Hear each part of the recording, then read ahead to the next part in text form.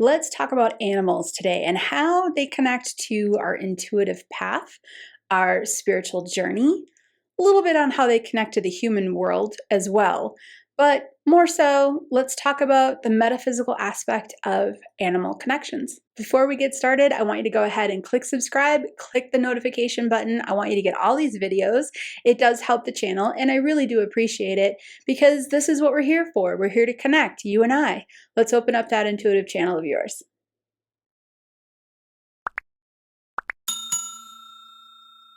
The amount of information on animal communication, animal intuition, animals as our guides, the amount of information is ginormous. So today I'm just going to touch base on a few things to get you thinking about it. And when you think about it, it opens up the possibility, and then the universe hears you, and the next thing you know, you're having more synchronicities and experiences. So that's my goal in this session. But let me tell you, there is so much information on animals because they are so incredible. They are so incredible. Even at the Sage Method Academy, we have an animal communication course. It's 3 hours long, and that's just getting somebody into animal communication. It's not even, going to like professional levels or anything like that. And that's just 3 hours. So there's a lot. I'm going to start by saying this because I want to make it really clear in this session that everything I'm talking about today, I'm not really talking about any particular one culture. I have Sage Circle members all over the globe.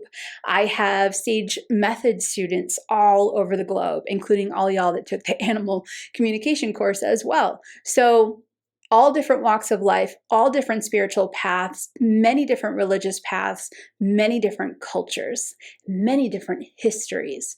So everything that I speak about today is going to be more in a generic form that resonates with people all over the globe and not necessarily land in one particular tradition, because your tradition is important to you.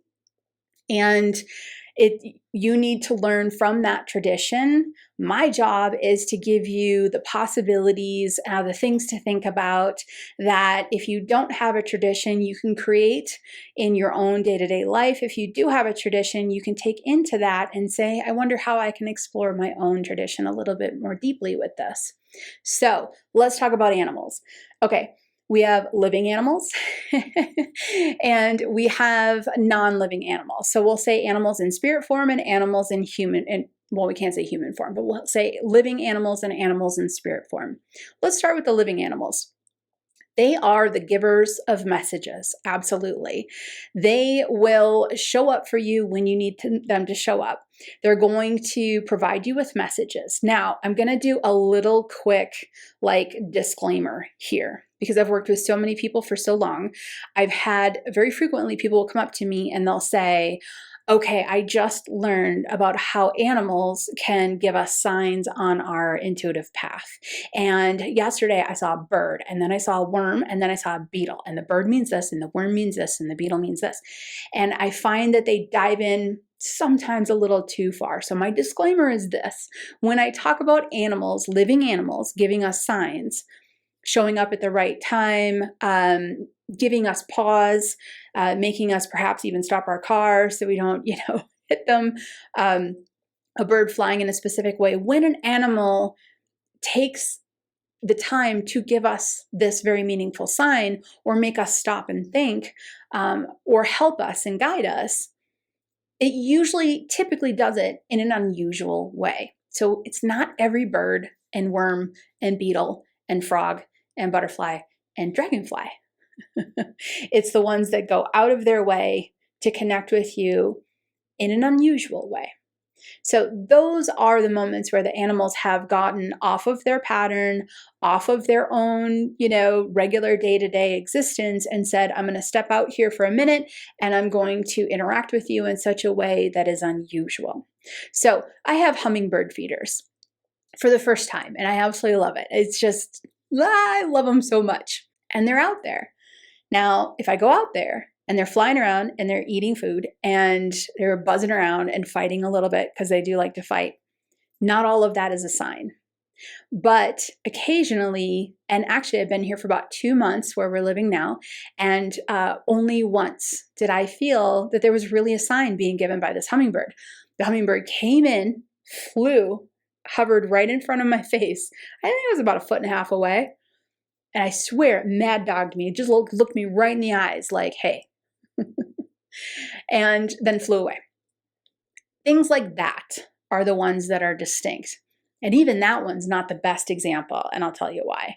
What I realized was it wasn't necessarily a spiritual sign. I did go around the house to find out that the hummingbird feeder was empty. So I kind of think that bird was going, hello, excuse me, you need to feed me. So that probably isn't even the best example.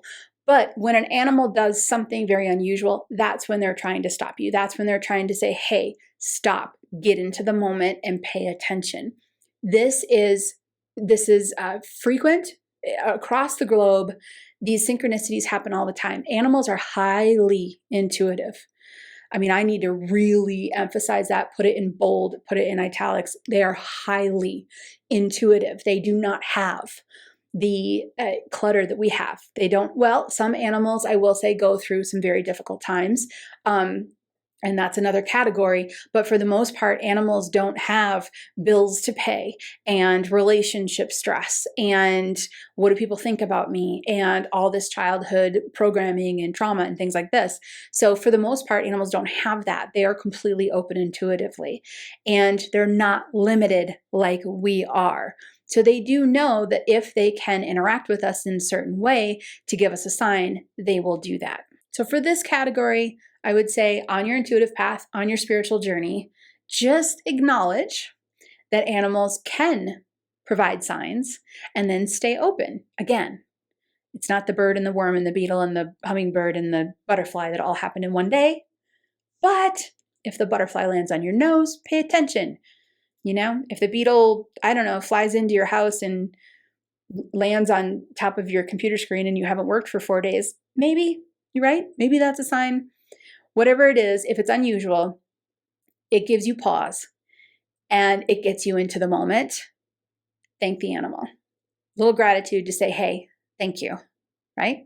So I'm trying to think of a sign and example. I have so many of them because I've been open for so long. I've had so many different interactions with animals. I'm trying to think of a good one. Here's a meaningful one. When my grandfather was in hospice, I didn't live in the same state as him, so I was pretty far away, and he was at home in hospice at home, and my grandfather was a trucker. And so my grandfather always, kind of had that vibe about him. When I can't walk anymore, when I can't move anymore, I'm done. I'm out. Like he moved. That was his thing. And it was later at night. I was going actually to a ghost investigation. So I was driving on a back road at like 11 o'clock at night, and all of a sudden I hit a bird. And this is not unusual because sometimes at night, especially on back roads, it wasn't a very busy area, you can hit a bird. So I thought to myself, oh, I hit an owl. Oh no, I hit an owl. So I pulled over because I don't know about you, but it breaks my heart. And it kind of broke my heart a little bit. And I got out, walked back there, and it wasn't an owl, it was a hawk. And I remember thinking, that's really unusual that I would hit a hawk at 11 o'clock at night. Like typically it would be an owl, right? If it was an accident. And that's when I got chills from head to toe and I went, this wasn't an accident. So I said thank you to the bird. The bird had passed. It was, a bummer. It's not my favorite thing to have happen. The bird passed. I said thank you. Walked back to my car and I sat, and I knew at that point what to do. This bird stopped me in my tracks and said, hey, you need to pay attention. So I stopped and I thought to myself, what was I thinking about right before the bird hit? And I was thinking about my grandfather. And again, I got chills. So I got on the phone, I called his house, and his wife answered and she said, hey, hon, I can't talk right now. Can I call you back? And I said, yes. And then I sat there on the side of the road. It even makes me a little emotional talking about it again, but I sat there on the side of the road thinking, oh no, I'm glad I called, and I waited for a bit. I would have waited forever for her, to call back, and she did whatever she needed to do, but she did call me back and she said, thank you. My grandfather tried to get out of bed, but he fell. Now, this man is 6'3", 3, I think he was. He was a very big man. He fell out of bed. His wife, sweet little petite thing, there's no way she was going to be able to get him out of bed. So they had to get the fire department to come and get him and put him back in bed. And I thought, well, thank you very much. And I just told her, tell him I love him, et cetera, et cetera. And I hung up the phone and I thought, okay, 2 things happened. Number 1, he can't walk anymore. And number 2, other grown men had to help him. So there goes that, and that's when I knew. So I was able to take that moment and sit and connect energetically with him, and send love and do everything that I really needed to do. And it kind of brought me back into focus. All of that from that animal. That's just one example. I would say, and someone says, well, how often do people get signs from animals? It depends. If you're really wired to be connected with animals, then you'll get them quite frequently. If you're kind of not so much wired to nature and Mother Earth and such, you won't get them as frequently. This is kind of a no-brainer. Are you connecting with animals in your human life? A lot. Are you not? Are you places where there aren't a lot of animals? So there's a lot of variables there. Stay open. When a living animal gives you a sign, they're going to go out of their way in an unusual way. So many powerful, beautiful, moving stories about birds or squirrels connecting with the spirit of a loved one who's crossed over to show up to tell their kids or their grandkids that they're okay. It's a beautiful thing. Open up to it if you're not already. Now let's talk about living animals that are companions. We have a whole slew of them, and this is going to kind of talk a little bit about how some animals sadly get put into a situation of discomfort and pain and suffering. Animals come here, and some of them come here to have their own life experience. Some of them come here, however, for us. They come down here and they say, I'm going to help this human with this. I'm going to show this human this. Not all animals, but some of them do.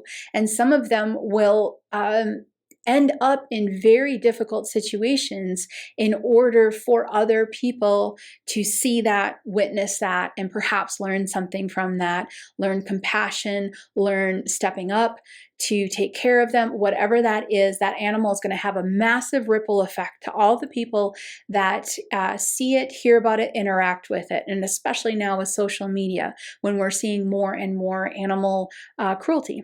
So some animals do come down here and experience that. Is it right? No. Do any of us want it to happen? Absolutely not, right? But it's part of the entire system. So we always want the best for all animals. With that said, some animals come down here to have a very cushy life. Ask Sadie, my dog. She is the queen, right? But she teaches me things too. So being with animals, we learn from them. They are wise. Dare I even say wiser than us. They are far more intuitive than us. Now, I mentioned that I moved into a new location, and we're on a little bit of land here. So there are larger animals. When we moved into this house, we bought the house so we're able to do any kind of renovations we want. There were 2 cat doors to the house. Now, we're dog people. And I've had cats when I was a kid, absolutely loved them, but I tend to adopt dogs, and I've got Sadie, so I'm not about to adopt a cat. So we close up the cat doors. And then there's also like 17 cat, roosts around the house. These really cool setups where they've put like a little cat ledge near every single window. So we moved in and we looked around and went, yep, absolute cat lovers. We love it. This is great. But fast forward about a month in, we had a couple of interactions with larger animals coming close to the house. And one of the interactions really kind of sealed the deal for me that this house still came with a cat. There's a cat protecting this house. It's a great cat, it's a feral cat. I'm a bit of a city girl. And so when my partner saw it first, and then I saw the cat too, and I was like, oh, it's someone's cat or whatever. And now I'm realizing, no, I think the cat comes with the house, because we can hear the cat fighting off large animals when they get close to the house. So we have a cat protector. Do you know how grateful I am for that? So what do you do in that situation, right? When an animal has gone out of its way to help you, that's where you sit down and you do a gratitude ceremony. take all the right human steps. I'm not about to put food out there for the cat, because clearly the cat already knows how to feed itself, and that's not going to help the large animal situation by putting food outside. But maybe a little warming house we can build for this cat. This is just recent. We're starting to brainstorm, how can we honor and respect and say thank you to this cat who is watching over us? And it's not even our cat. It's not even a cat that's in our house. It's a cat that belongs to the house. Now I kind of feel like I belong to the cat, which is a great thing. It's a great thing. So animals are going to go out of their way to help even strangers sometimes. You don't even have to have that close of a bond. Now let's talk about that one animal that comes into your life that it's so hard to describe. The depth of the connection with that animal is just so hard to describe to someone. You can't put it into words. I've had two animals in my life like that. One was very strong. She was a Cocker Spaniel. She was a dog. Her name was Apple, and I adopted her when she was 6. I have a hard time even talking about her because she did pass October 4th, 2011. I'll never forget it. But she was what some people would call my familiar. There's a lot of different terms here. Like I said, we're not going to get into what do you call this? What do you call that? What do you call this? And different cultures. So let's throw out a couple terms here. This can be your animal guide. This can be your familiar, right? This can be a soulmate in the form of an animal. So all of these things can be true, but there are going to be occasionally animals that come into your life that the bond is really deep and it's really hard to describe. Those are the animals you're going to learn the most from. Those are the animals that are going to show up for you when possibly no one else is. So in this situation, honor that animal, whether you call them your spirit guide, your soulmate animal, your familiar, whatever term you use for that animal, honor them, and sit with gratitude. Even a small little gratitude ceremony, just closing your eyes and just being grateful for them to say thank you. You're there for them as well. They're very much there for you. So in the living world of animals, some come down here to teach lessons and have a ripple effect. Some come down here to stop us and give us a strong enough sign to say, hey, stop, focus, get into the moment. Some of them walk by our side to get us through something, to teach us something, to show up for us. And that can be done through caring for them. It can also be done for them caring for you. And some animals also care for strangers when they need it. Because goodness sakes, we need to be looked after.